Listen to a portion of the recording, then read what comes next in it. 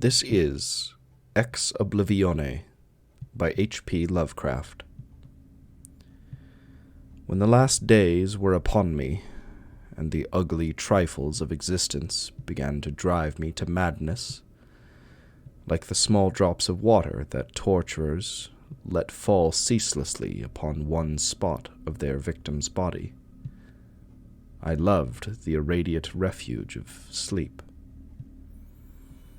In my dreams I found a little of the beauty that I had vainly sought in life, and wandered through old gardens and enchanted woods. Once, when the wind was soft and scented, I heard the south calling, and sailed endlessly and languorously under strange stars. Once, when the gentle rain fell, I glided in a barge down a sunless stream under the earth, till I reached another world of purple twilight, iridescent arbors, and undying roses. And once I walked through a golden valley that led to shadowy groves and ruins, and ended in a mighty wall, green with antique vines, and pierced by a little gate of bronze. Many times I walked through that valley, and longer would I pause in the spectral half-light where the giant trees squirmed and twisted grotesquely, and the gray ground stretched damply from trunk to trunk, sometimes disclosing the mold-stained stones of buried temples. And always the goal of my fancies was the mighty vine-grown wall with the little gate of bronze therein. After a while, as the days of waking became less and less bearable from their grayness and sameness, I would often drift in opiate peace through the valley and the shadowy groves, and wonder how I might seize them for my eternal dwelling place, so that I need no more crawl back to a dull world stripped of interest and new colors. And as I looked upon the little gate in that mighty wall, I felt that beyond it lay a dream country from which, once it was entered, there would be no return. So each night, in sleep, I strove to find the hidden latch of the gate in the ivied antique wall, though it was exceedingly well hidden, and I would tell myself that the realm beyond the wall was not more lasting merely, but more lovely and radiant as well.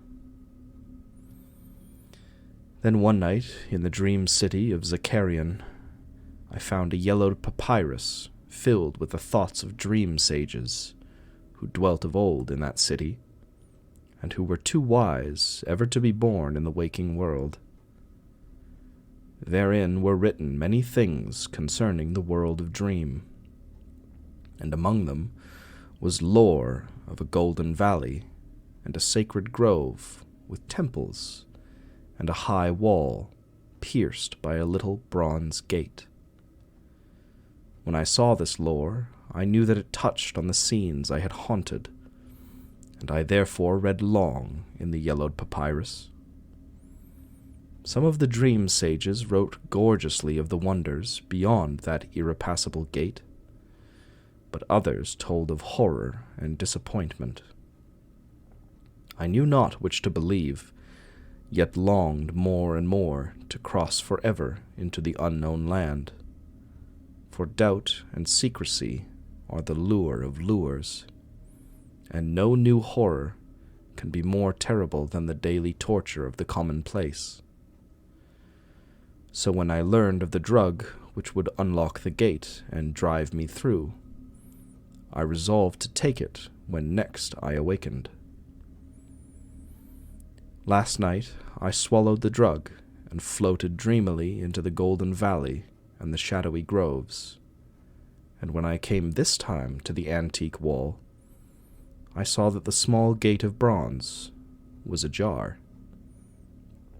From beyond came a glow that weirdly lit the giant twisted trees and the tops of the buried temples, and I drifted on, songfully, expectant of the glories of the land from whence I should never return.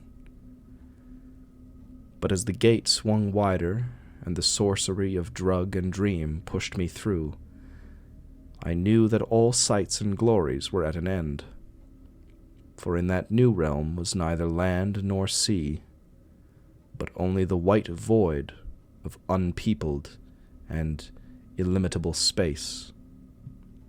So, happier than I had ever dared hope to be, I dissolved again into that native infinity of crystal oblivion from which the demon life had called me for one brief and desolate hour.